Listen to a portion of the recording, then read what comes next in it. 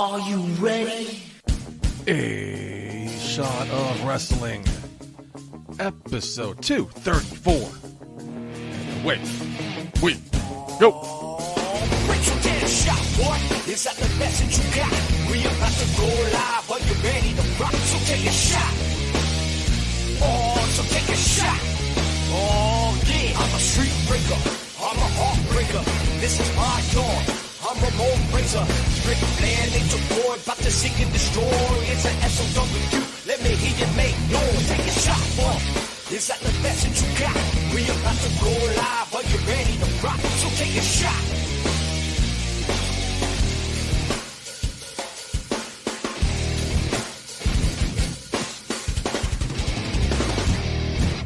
Hello, everybody, and welcome to episode 234 of A Shot of Wrestling. I'm your host, at Michael J. Putty, joined, as always, Hollywood Mark Schwann. Mark, it's great to see your face. How you doing today? How's your week? How is my week? Pretty crazy, man. Pretty crazy. You don't say. So last week when I was on the show, remember I was talking how I was like in this horrible pain with my stomach? Mm-hmm. Turns out my appendix was about to burst. Wow. Literally.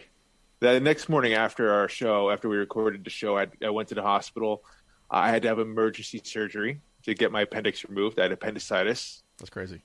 Dude, it was totally crazy, man. I knew something was up. I just didn't realize how bad it was, or like did it extend it. Even the doctor ordered when they said I had to have surgery. I was like, oh, cool. Like, well, not necessarily cool. It's like, oh, wow. Like, you know, when real cool. When are we scheduling this? Yeah. Like, oh, today. I'm like, what? Today you say? Wow. Oh shit. Yeah. So. Luckily, you know, I was under the best care over there at the hospital. Fantastic nurses, doctors, the surgeon, the staff. I mean, I couldn't ask for a better hospital to be at. So thankfully, it all went smooth. But the recovery's been a little bit of a process. Now, how long does it take till you're fully recovered? Should be like by next week or two, probably. I have to follow up with him this Thursday. Now, did you ever once think about like the show, like how cool it would have been if you did it on the show? Like you had to wait till the next morning. You couldn't do it that night, bro. Like that would have been ratings gold. Ratings gold. You know, it probably would have been ratings gold if I called in from the hospital. Yeah. Like, so this is what they told. Because I was by myself, by the way. Mm-hmm. I couldn't have my wife there with me or anyone there with me. So like, I'm alone and just contemplating all these different things that's going on. So yeah, man, maybe it would have been a saving grace to have the show from the hospital. Wow, scary stuff, man. Dude, it really was, man. I still can't believe that happened. Can we like stay out of the hospitals for a while?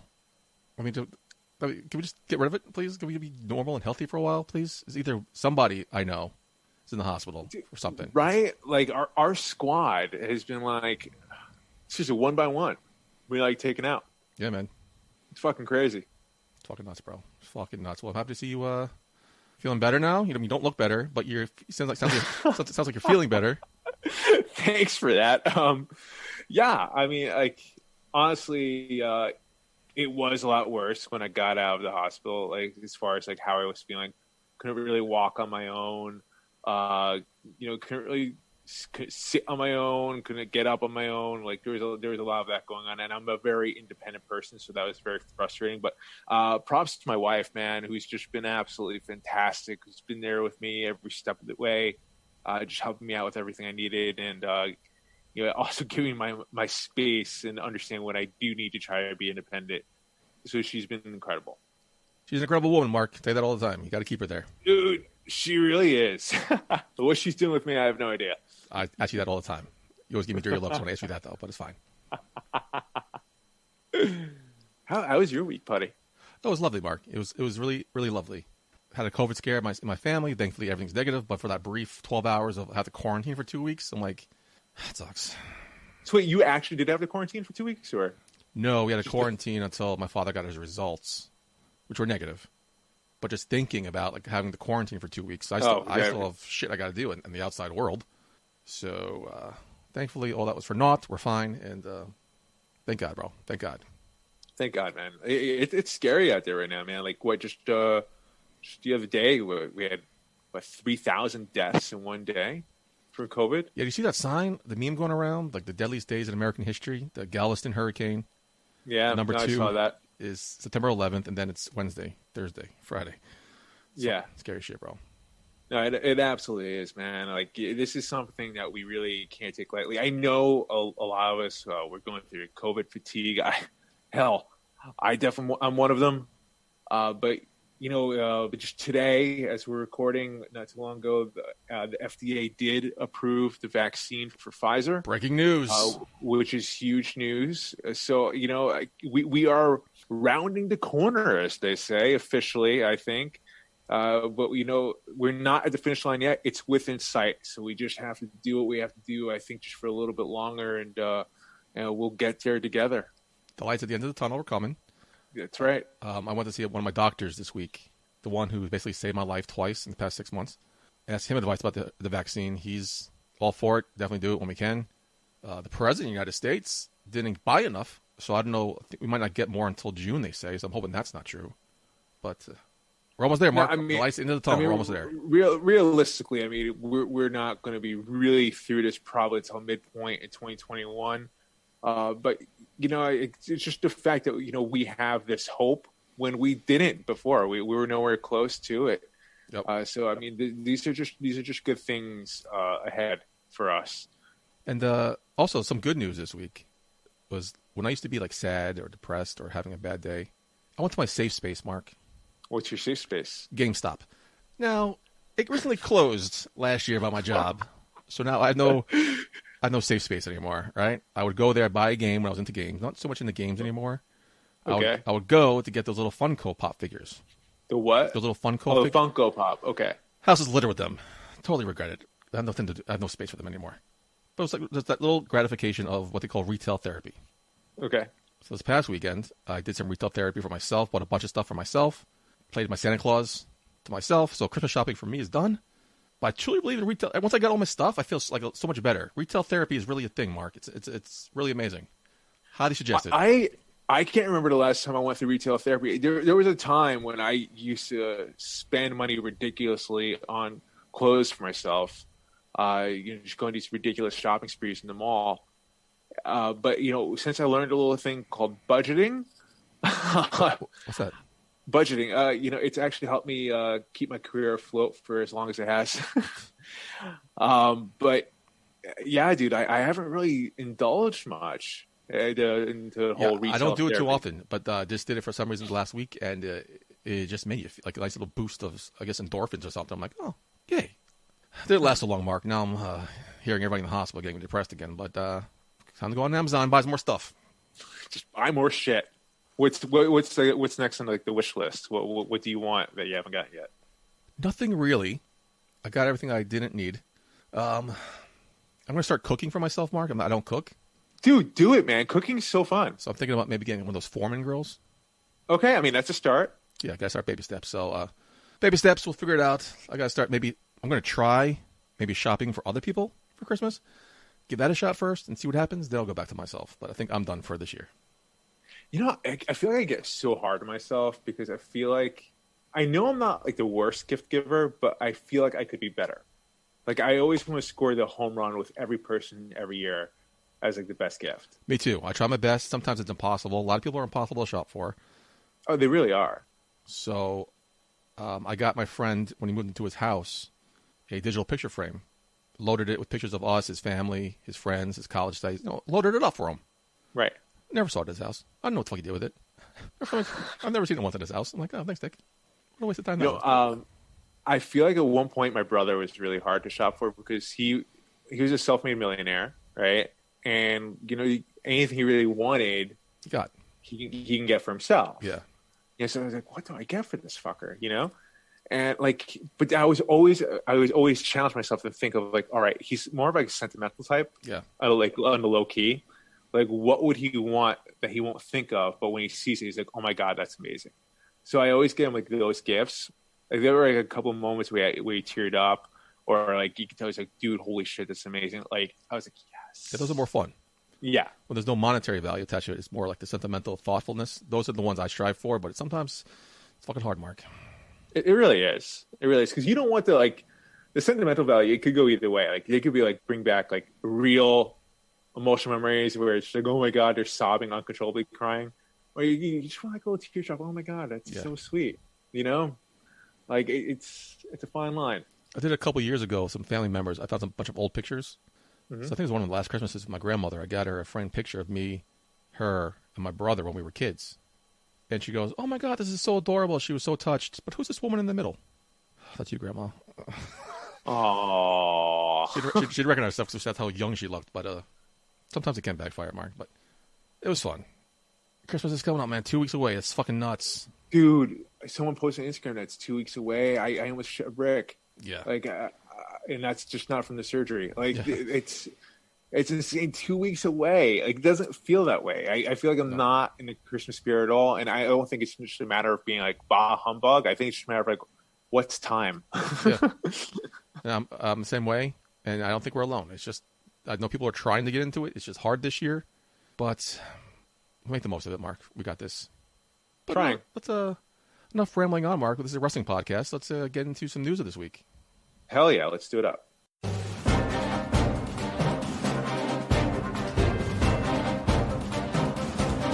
It's time for In the News with Michael J. Putty and Mark Schwab.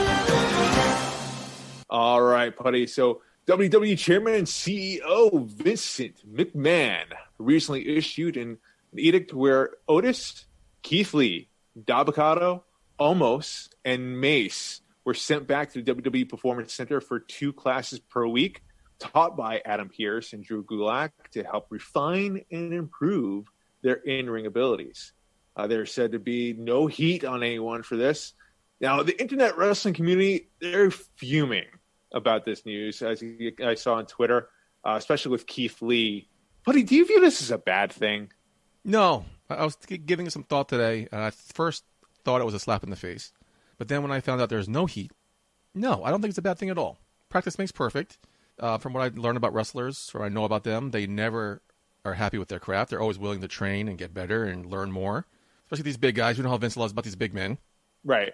Dabba-Kato's barely there. Mace, barely doing anything. And he's been away from in-ring action for quite a bit, because he was trying to work on his commentary gig. I think I agree with most people. Keith Lee is fantastic. I love watching Keith Lee in the ring. If you're going to send the class to get better, okay, fantastic. I don't think this is I don't think this is a slap in the face. I think this is, if there's heat attached to this, they wouldn't be on my TV. They'd be getting punished. We wouldn't see them anymore. This is a vote of confidence. Vince wants the best out of these guys. He sees something in them, and I think this is a smart move, actually. And congratulations for them to be able to pull it off. No, exactly. If anything, I view this more as an investment, especially in someone like Keith Lee, because Keith Lee does have all the fundamentals to be a big star in WWE. But I did notice something feels off with him in the main roster, and it could be his wrestling style. And that's just not a knock on his ability. I think Keith Lee's a fantastic wrestler. I think he's got a good character. He's got a good look. It's not a knock on him. But you know what? WWE does have their own style. Yeah. And Keith Lee might not be fitting that. So, especially it's not necessarily the indie scene and it's not necessarily the NXT scene. WWE is the world stage for everyone to watch all across the world. And Keith Lee has to hit the mark every step of the way. So, and especially if he wants to be the guy or amongst the guys in WWE of the main event potential, he's got to play ball. And Keith Lee has worked this hard for so long. What's another 2 days a week, right? Yeah, exactly. And if they thought these guys weren't worth it, they wouldn't be doing this. So definitely investment is the word I was trying to think of. And more the merrier, man. Good luck. And hope this works out. And especially some of these other guys could definitely benefit from it. Especially a lot of these guys have some good looks, man. They look like they could be main event players. He never wrestled yet. He's just a bodyguard. So give him a chance to do something. This is exactly. I don't see why people are. I see why people are angry about this, but in the grand scheme, this is nothing but good news for these guys involved because they could just get rid of them on TV, just like write them off like they did with everybody else. Right. They're not. I mean, so. the last thing they want is another great Khali or a giant Gonzalez in there. So, like, a big son of a bitch in the ring that can barely move. You want someone that can go. You want someone that can be believable, to be a believable monster. Mm-hmm. Someone along the lines of like the Big Show or Yokozuna. Like, these are big men that we remember and that had a long impact in WWE. So smart for them for catching it and pulling the trigger on this before it got out of hand. And good luck. I'm excited to see where this goes. If Keith Lee get better, fantastic. Do you feel like there are some other names on there that should be back in the Performance Center that weren't mentioned? Big guys? Or no, just in general. Talent. I'm sure there are. None that I can think of. Because the name, it's been getting thrown around quite a bit that people are surprised that Keith Lee's down there and this person is Nia Jax. That's an interesting take. I even heard Matt Riddle's name in that conversation. And I'm sure there's a few other names that are going along in there. I personally think... Again, honestly, send them all back down for classes. Send them all back down for classes. Like, everyone could benefit from some sort of class. Hell, I think more than half the roster can benefit from character classes or taking promos down there. I think this is fantastic. I think the Performance Center is there for a reason. It's not just for developmental talent. I think it's there for every step of the way. Hell, I would love it to see if Triple H was down at Performance Center trying to enhance his game. Yeah, and Triple H is a legend. That's what I'm saying. These guys, there's always striving to be better and better and better. So, absolutely, go for it. I'll give you this one little thing before I move on. I'm going to translate this to the acting world. Julia Roberts, fantastic actress, Academy Award winner, has been nominated quite a bit along the way. The first woman to break the $20 million barrier per film. Julia Roberts, to this day, still carries a notebook around with her to take notes because she says she always wants to be better. I'm just going to leave it off with that. That's the attitude you need to have, man. Exactly.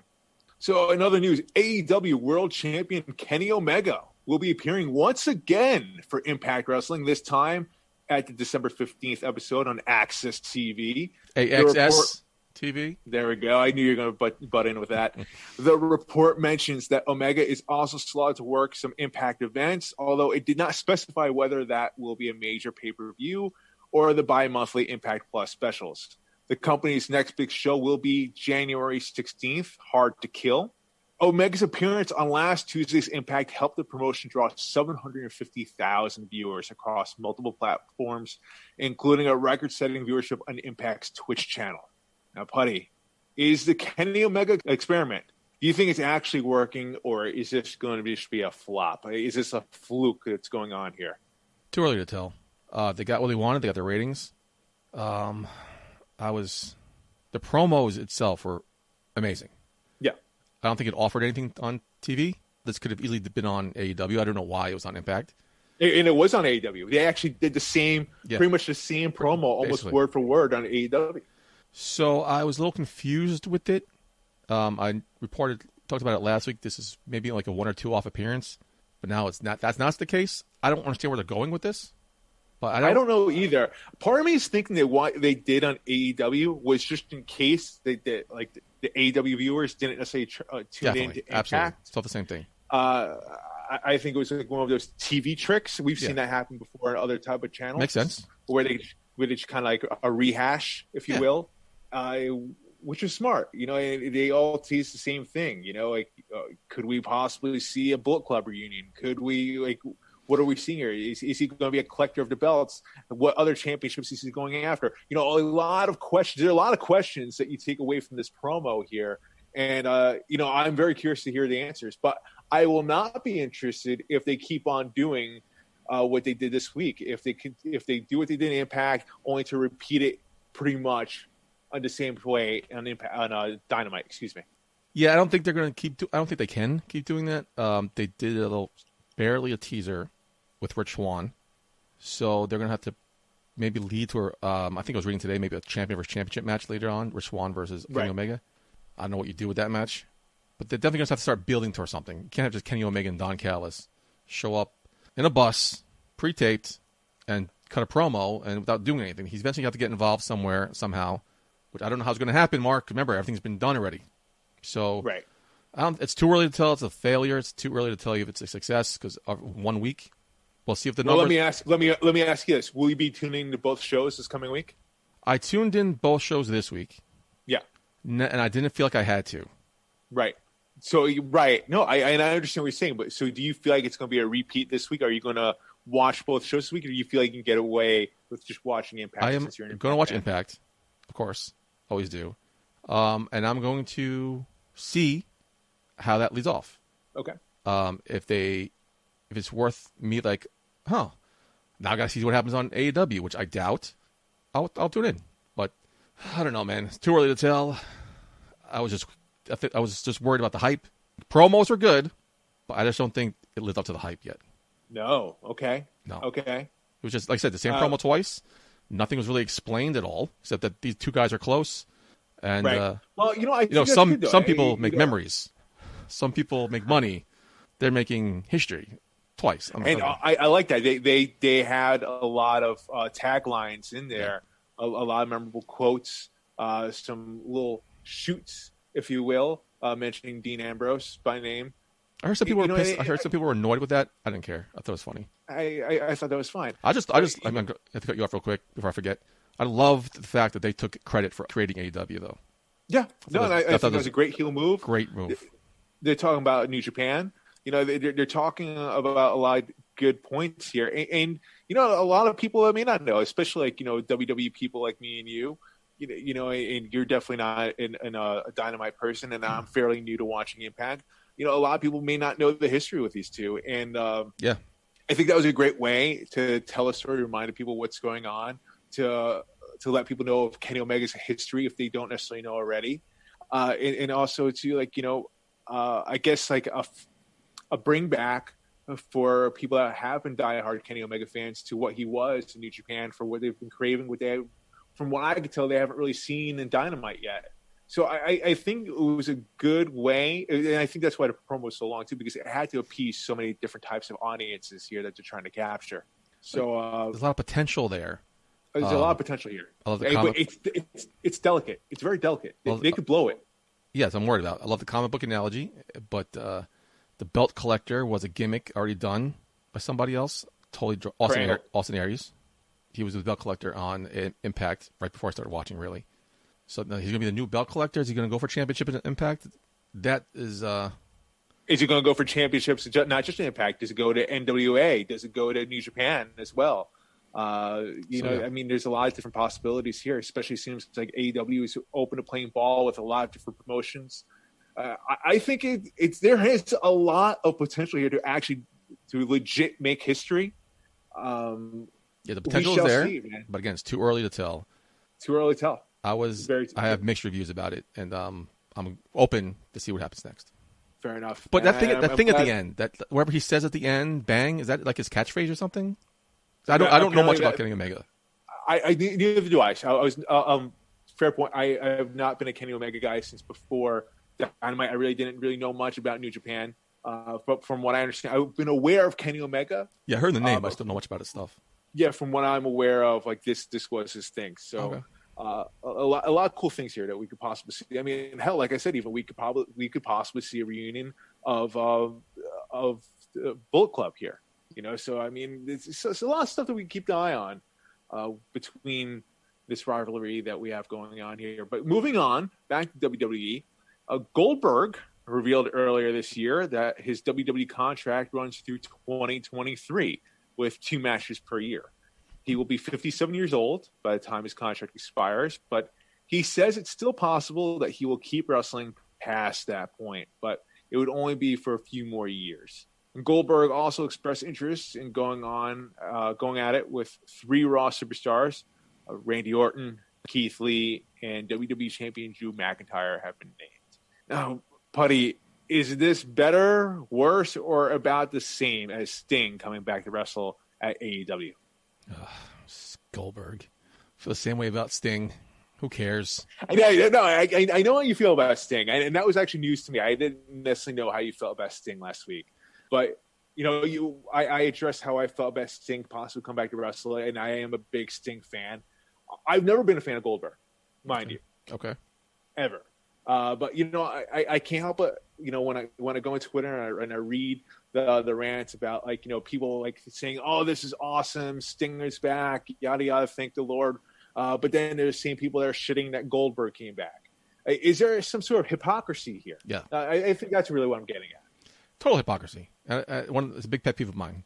Hypocrisy. Same. You can't be happy that Sting's coming back and shit on WWE for bringing Goldberg back. That's not being a real fan. That's you being a WWE hater for some reason to hate. It's the same shit. It's a little different. Is it being a WWE hater or is it being a Goldberg hater? I think there's a difference. WWE hater, because I'm sure if they brought him to AEW, it'd be fine. I know.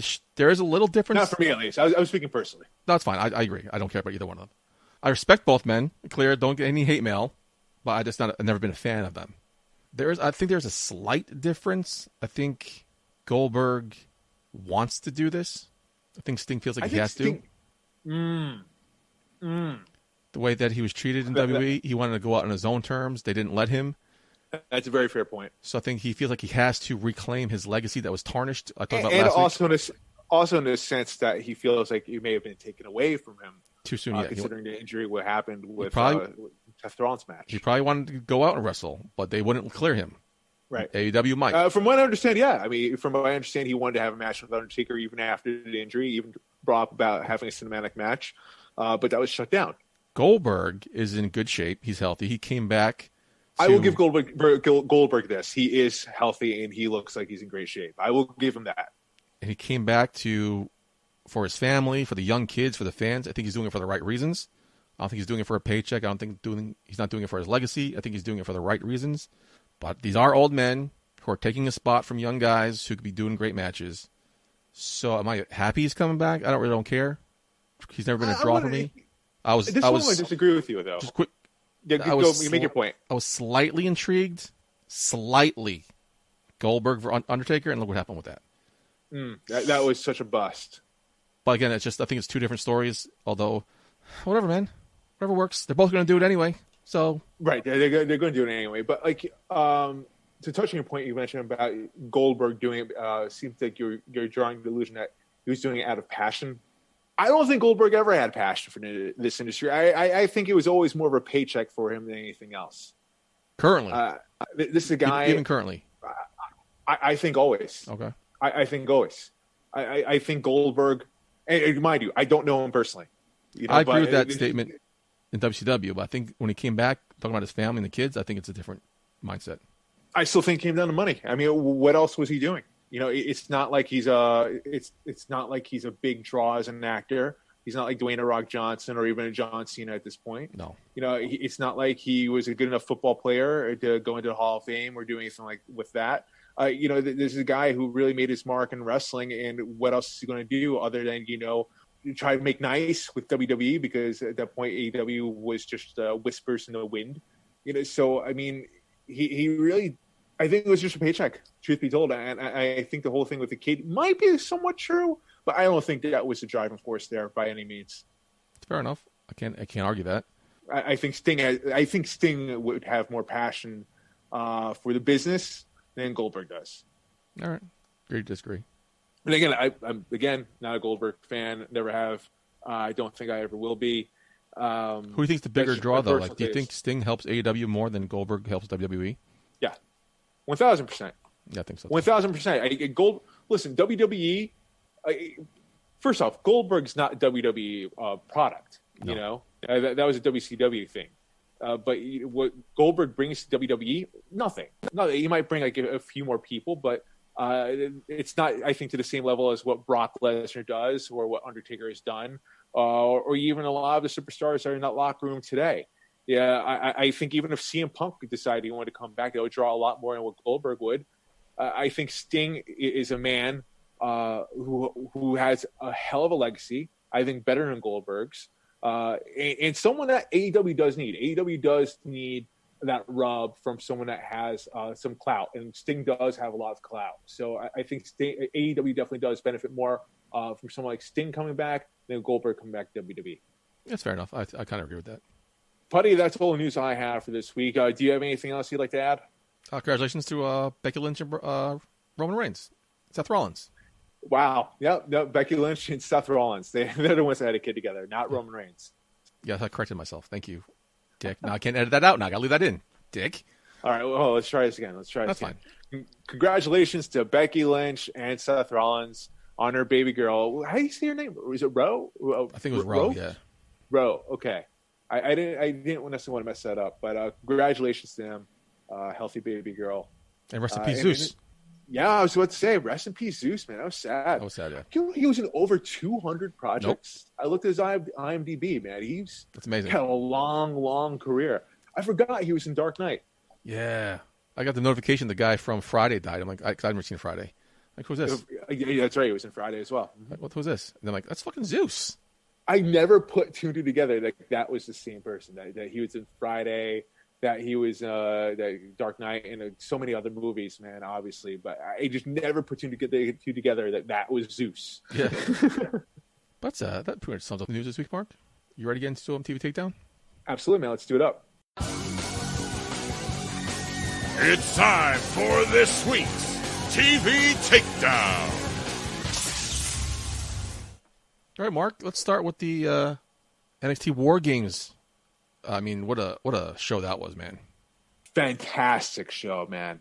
Fantastic. I haven't really watched like a WarGames through and through in a bit, and my God, what a great concept for a match. Yeah.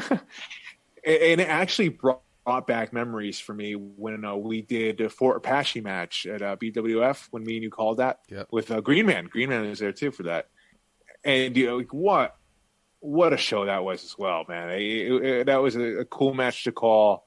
And I was just, when I was watching this back, I was just thinking about Stu Bennett and oh God, who's the other dude to call in the match? Todd Phillips, Vic Joseph, excuse me. Their voices sound similar. Yeah. What a thrill for them it must be to watch these two marquee matches live. Putty, which one was the match for you? I was going to ask you that, Mark. I was going to pick the one you don't pick. I mean, it was bookends by two fantastic matches. I think these WarGames matches, year in and year out, always steal the show. You can always expect greatness from them. To pick one over the other, I don't think I can. I mean, they were both amazing, both different at the same time. Yeah, we were just talking about that loosely off the air. How great both matches were, but still different. They were different type of matches. The women's matches had nice spots. That the jump from the trash can off the top rope, I've never seen anything like that before. Right, and it landed perfectly. So props to all those women for doing that spot. Yeah, let's talk. All right, so let's talk about that women's match, man. How surprised were you with that ending, man? Raquel Gonzalez getting the W over Io Shirai. I thought that was damn right. That's a statement win right there. I mean, absolutely. Don't you think she should be the next women's number one contender? But apparently not. Not yet. She's getting there, Mark. She's getting there. Honestly, man, getting there. She just beat Io Shirai clean.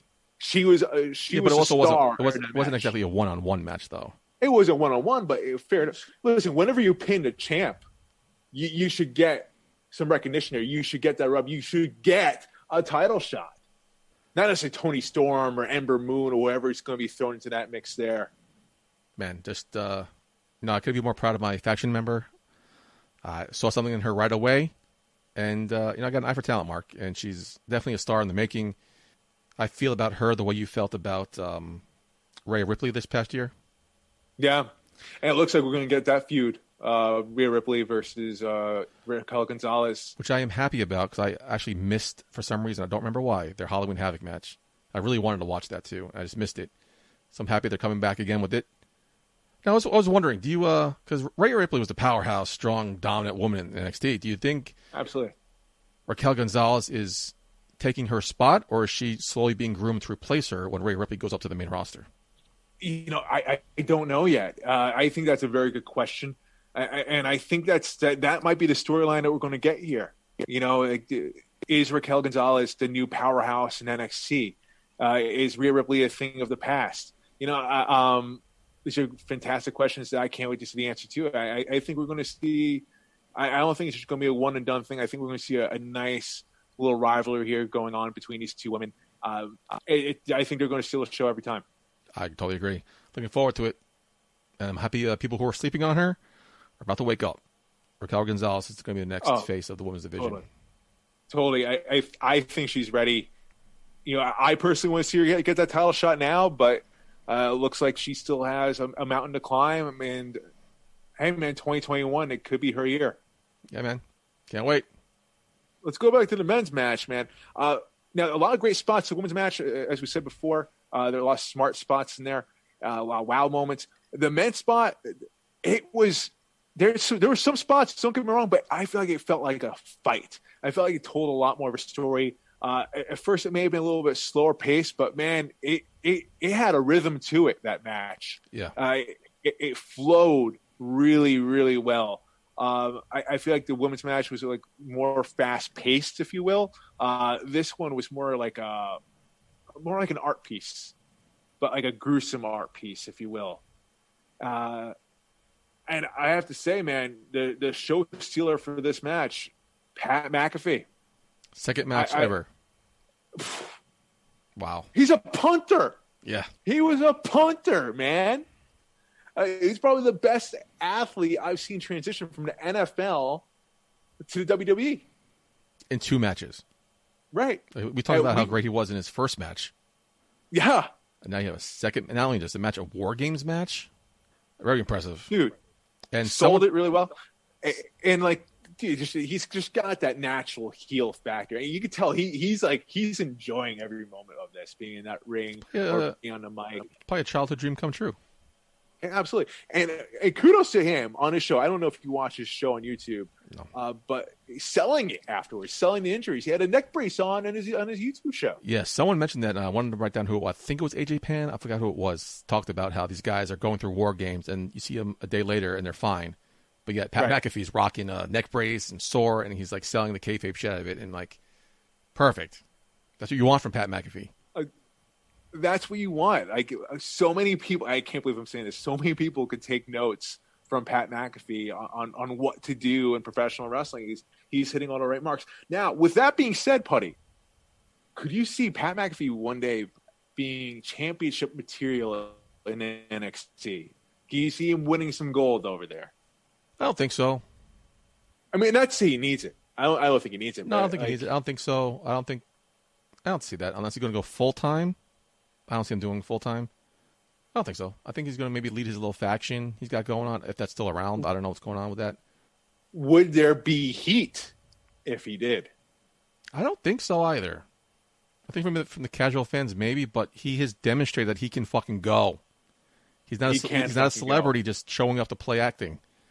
He is somebody who's been training, who can do it and go, respects his business, is a lifelong fan, and has had 2 show-stealing matches. I don't think he'll get heat for it at all. I would not hate that. I would embrace that, actually. I kind of want to see something like that happen. Not necessarily the NXT Heavyweight Championship, maybe like the North American title, something along those lines. Just to see him like weasel his way into it. And when I say weasel, I use the term lightly because the dude can go, as we talked about before. I think he'll be an entertaining champion. I think he would actually bring probably more eyes to the championship. I think it'll be fun, depending on the rivalry and how it goes. You know, Pat McAfee, I don't have enough words to sing his praises right now. I'm just blown away by how good he did in that WarGames match. Stealing the show against, I mean, we have 7 other dudes who are phenomenal wrestlers in that ring. And yet Pat McAfee, his second match, who is a punter, I can't stress that enough, stealing the show. Held his own, man. Great job. And I don't think we've seen the last of Pat McAfee. So, oh, dude, I wouldn't mind seeing him in a full-time role. I don't think he will, but I wouldn't. Come and go when he pleases. Yeah, that was WarGames. The matches in between didn't disappoint. They were good. They happened. They happened.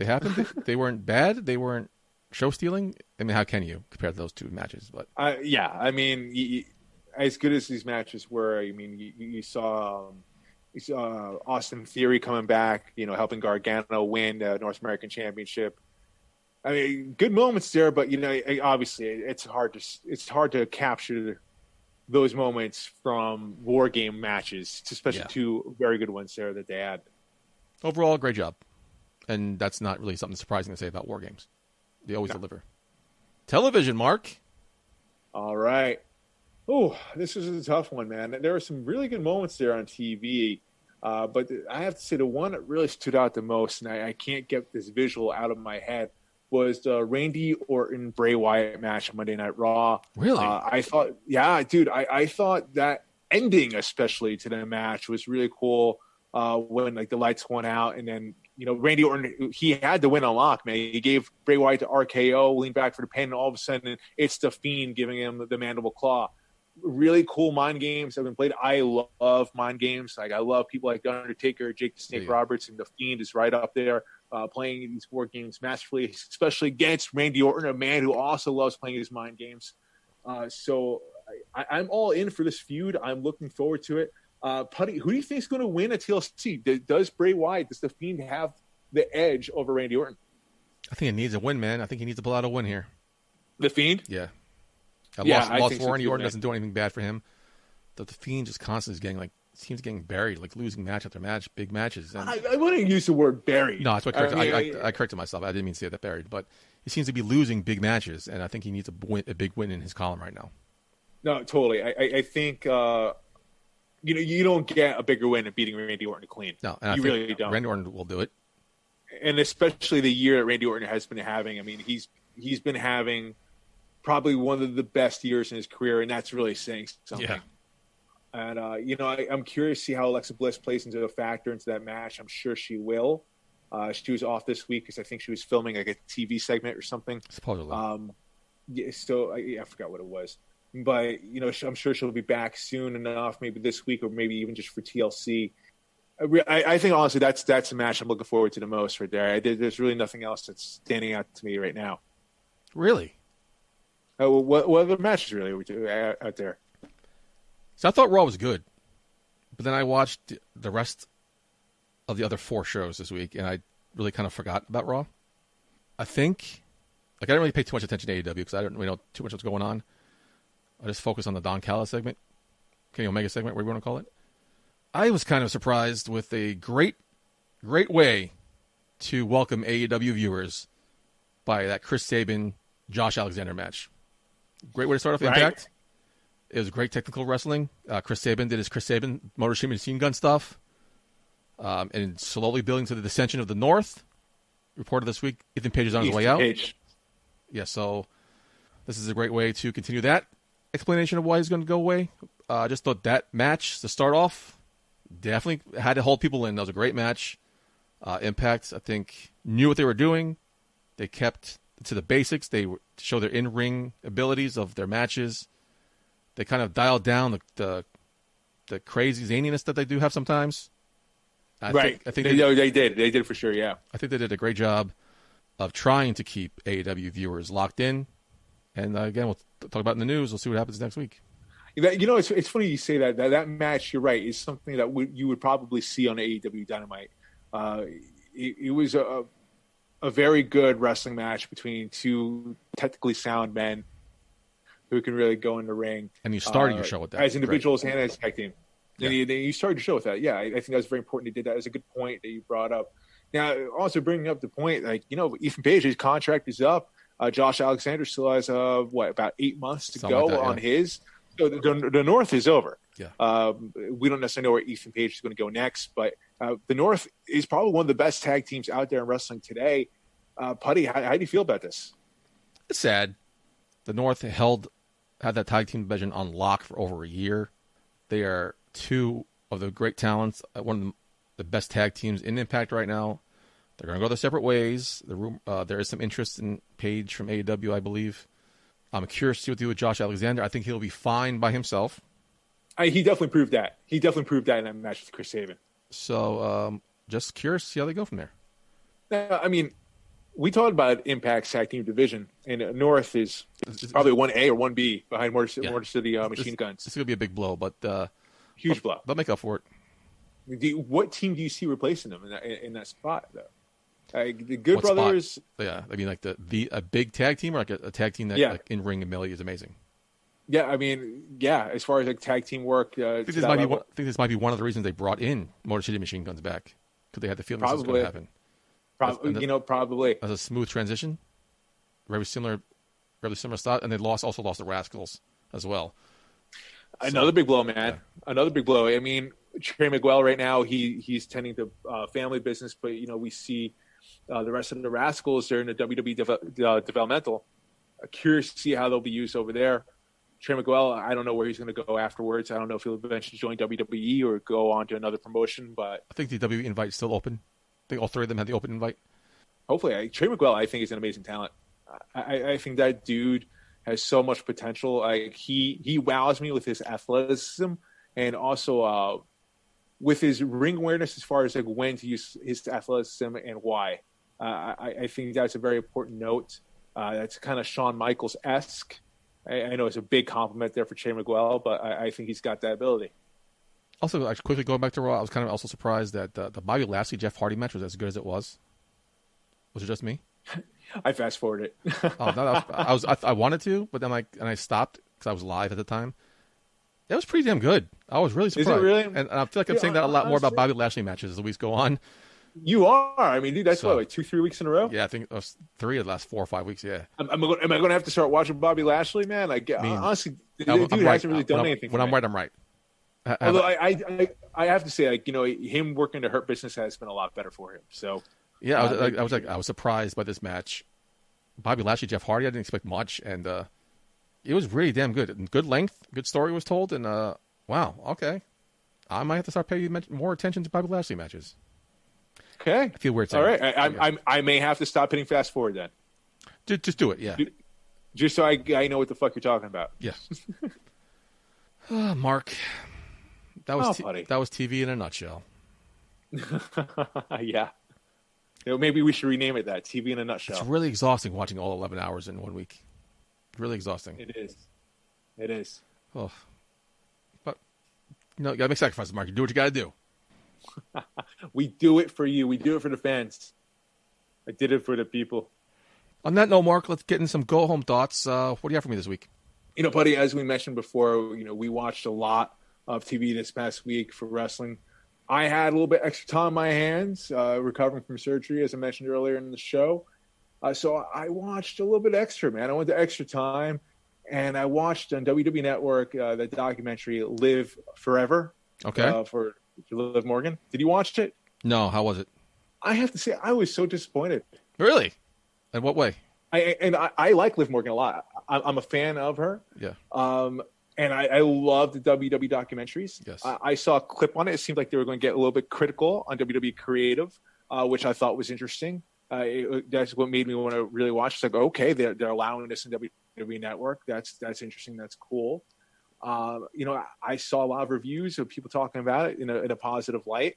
And I go in there, with an open mind, thinking like, okay, this is going to be awesome. This is going to be cool to see. And I got nothing, man.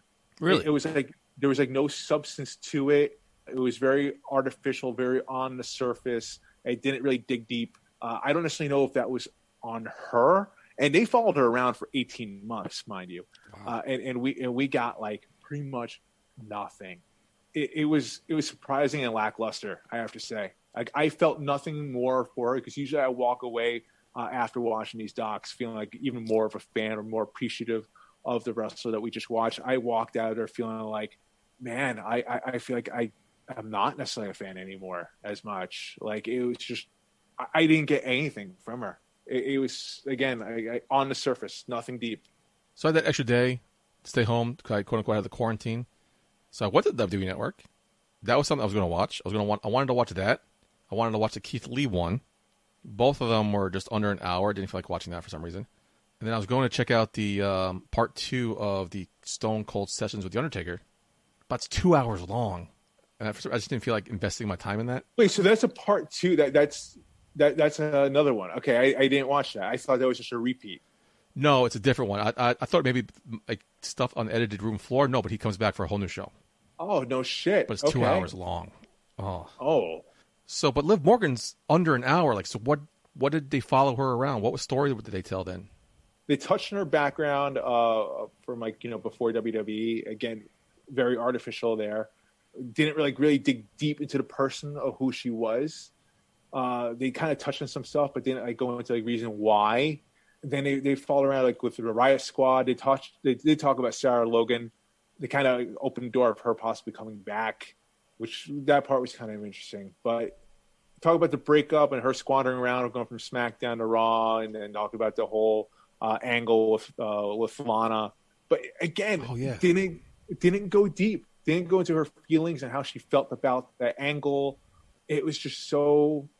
It was just almost like a recap of her career. It sucks.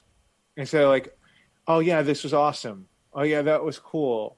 But like nothing like really like more into that. You know what I mean? Like it was just. It was like watching a document. I mean, this pretty much was. You're watching a documentary on a millennial. So it's not one of those things where you watch, didn't enjoy, I should check out for myself. You're saying hard pass, don't even waste your time checking it out. I mean, I'm not going to tell you what to do. You're a grown-ass man. You're going to watch it. But you just don't expect... But I'm saying it's not one of those things where I don't like it. Let me know what you think. It's like, I don't like it. Don't waste your time. Don't waste your time. Yeah. Don't waste your time, in my opinion. Like, especially for a WWE documentary, for as good as they do, and even my wife mentioned too, because she's not a wrestling fan, but she walks away appreciative of the wrestlers that she just watched on there. Yeah, they do a great job. But she watches with me, and she's just like, "What was this? She's like, they aired this? They followed around for 18 months, and this is what you got? Good thing you didn't pay for this." I think the latest one now is The Undertaker, the day of the Survivor Series. I want to see that one. See, I'm sure that would be cooler. Yeah, I love the one they do with WrestleManias. I don't think I watched the last two of them. Again, because they're long. For some reason, I don't like watching long things, I guess. My attention span is very short, Mark. I don't know if you noticed. Right. But, in a way, I feel like this hurt Liv Morgan. This whole thing is when I saw her in SmackDown on Friday, I was just like, wah, wah. Oh, really? Not bad, huh? Wow. Yeah.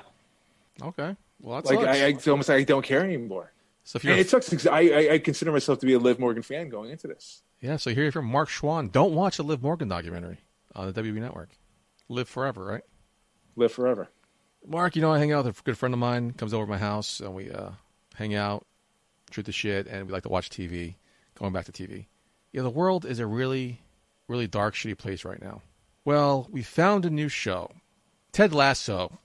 I love that show. On Apple TV. Fell in love with this guy right away. Oh my God, he's you. That would be you as a coach. Wow, that's a huge compliment. I'm not that thoughtful or caring or loving, but thank you so much. Like the way he's just so positive. He's just so caring and loving. It's like, that's what the world needs right now. A character like that. And thank you to Apple for giving me a free year of Apple TV for my buying the new phone. And I have not touched it since yesterday. And I'm happy I did because Ted Lasso is really a inspiring, happy show you can watch and be like, this is... Did you watch it all the way through? No, I'm only 3 episodes in. Oh, dude, it's so good. And I still I loved it right away. Episode 1, we were even halfway through episode 1. I'm like, this is amazing. Did you know the history behind the show? Did you watch it? Goes like commercials. Okay. It's a fucking commercial. Yeah. It's from the commercials. It's amazing, and it's just a really positive, upbeat, happy, gushy show. And if you want something to make you distracted and cheer you up a little bit, Ted Lasso, Apple TV. I think it's only $5 a month. Worth it. It's all out now, so pay for 1 month and cancel it and come back when the season 2 comes out. But there's some good content on Apple TV Plus. But one of my favorite shows, The Morning Show, is on there. I can't wait for season 2. Season 2 is supposed to be coming back next year. That's what I wanted to check out, and I want to check out. Supposed to come out. There's the Tom Hanks movie, I think, is on there too. Yeah, there's a couple of shows I wanted to check out, but I never had the motivation to do it until yesterday, on Thursday, the 9th, and it was like, let's do whatever day it was. Ted Lasso, Apple TV, check it out if you want some happy, fun show. And you also don't even have to be a soccer fan to appreciate this show. Oh no, I don't know soccer. I don't like soccer. I don't follow soccer. I don't know anything about soccer. It probably helps if you're not a soccer fan. My wife is probably the biggest soccer fan in the world. She's probably a bigger soccer fan than me, you, of wrestling. Wow. And she was actually meh about the show. Really? She didn't hate it, but she was like, eh. So ignore Live Forever on WWE Network. Buy in on Ted Lasso on Apple TV. Yeah, if you're going to watch something, right, if you're like, oh, I have some time on my hands, I have less than an hour, maybe I want to watch Live Forever. Don't do it. Watch 2 episodes of Ted Lasso because I think they're a half hour each, right? Just about, yeah. Boom, done. Sold. Awesome. All right, Mark, that's all I got this week. Happy to see you're back on your feet, Mark, and happy to see you're healthy, home, recovered. Thank God for your wife. She truly is a godsend. And same with you, Putty. You are a scholar and a gentleman, man. You've been reaching out to me every single day while I've been recovering from surgery. So I really appreciate you, man. Thank you for that. It was not going unnoticed. Trust me. Appreciate it. No problem. I didn't do it to get credit or anything, but today from the heart, I posted a picture of all me, you, and Eric Jaden as a thank you to you guys, and shout out to Eric Jaden. We love you. We're thinking of you, and God bless him. Hopefully, things move in the right there's direction. a nice shout out, man, on Instagram. I love how you completely cut me off in the picture. Yeah, see, I don't think no one noticed that, Mark. It's like, I apologize. A heartfelt picture of two of my closest friends on this podcast, and you get your panties in a knot because you're not in the center of the picture. You guys see what diva? You guys see the diva I'm dealing with? Mark's not front and center in the picture, and he's getting upset about it. I apologize, Mark. I apologize. You see a quarter of my face. Oh, man. Like, I'm clearly cropped out. You are so ungrateful. You are so ungrateful. Check it out at Michael J. Putty on Instagram. You'll see what I'm talking about. I can't laugh, dude. It's actually hurting me to laugh, but it's my job, bro. Make you laugh. I appreciate it. What a dick. Yeah, I posted a heartfelt picture of you. I'm a dick. Whatever. I take it back. You're a asshole. Yeah, laugh it up. Yeah, get up. Crack those stitches. Let's do this. Come on. Yeah, no, please don't. It hurts. Oh, shit. Well, thank you, Putty. I do appreciate it, even if it was half-assed. It was full-assed. I don't know what you're talking about. You're just being a diva. Although, it did seem like it took a lot of work to crop me out, so... Again, Mark, it was an accident. I apologize, okay? Look at that shit-eating grin, man. That shit-eating grin says it all. Anyway, for your... favorite actor, the Hollywood assassin, Mark Schwann. I have been your host at Michael J. Putty. Until next week. Hopefully, we can stay out of the hospital for the next 7 days. Putty, out. Hey, baby, I hear the bell ringing, hip tosses and body slams. Oh, my. And maybe you seem a bit confused. Yeah, baby, but I got you pinned. Ha, ha, ha, ha. But I don't know what to do when I see them with that golden case. They're cashing it in. Authority all in my face. What is a man to do? Good night, everybody.